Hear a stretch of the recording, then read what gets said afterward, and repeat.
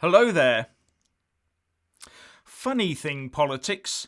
It seems that anyone involved in that dirty business has absolutely no rights at all, especially anyone on the right.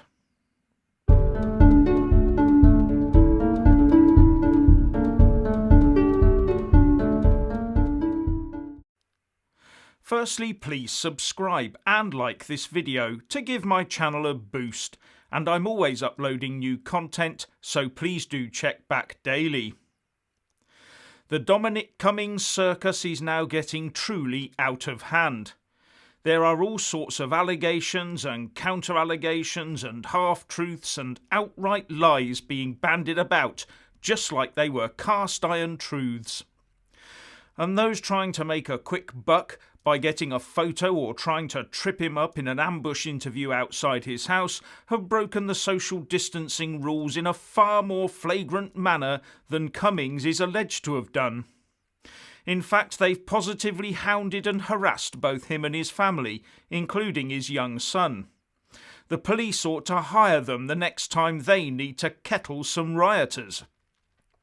And anyone remember Jacob Rees-Mogg and his family getting the same sort of treatment? That was nasty too. And how anyone can justify a van carrying a cinema-sized screen being plonked outside his house, blaring lockdown messages at him, I don't know. If Cummings feels he's broken no rules, then why should he resign? If he's broken no rules, then what's the justification for sacking him? And if he was sacked, and he was wrongfully sacked, then he has a route to redress. What if the tribunal found in his favour? Isn't Priti Patel's former civil service permanent secretary taking her and the Home Office to court for constructive dismissal? Now, I don't know the ins and outs of the Cummings employment contract, but whatever it is, I would expect it and the law to confer some rights on him.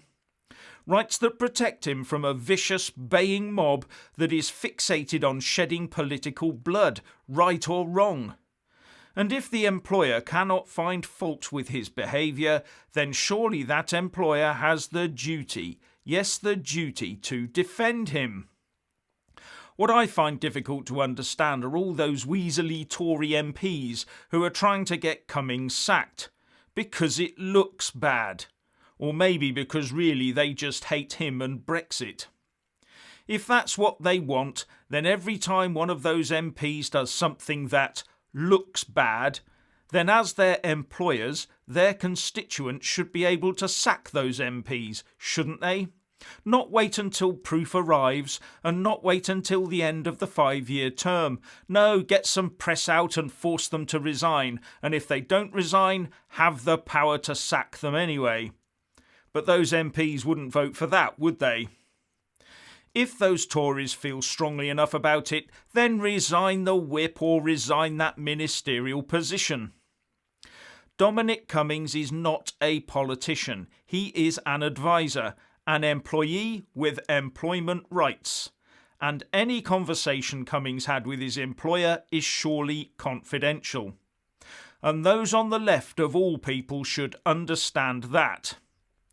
And to those who say he should go because he's made himself the story, I say, how can acting legally and responsibly be making yourself the story?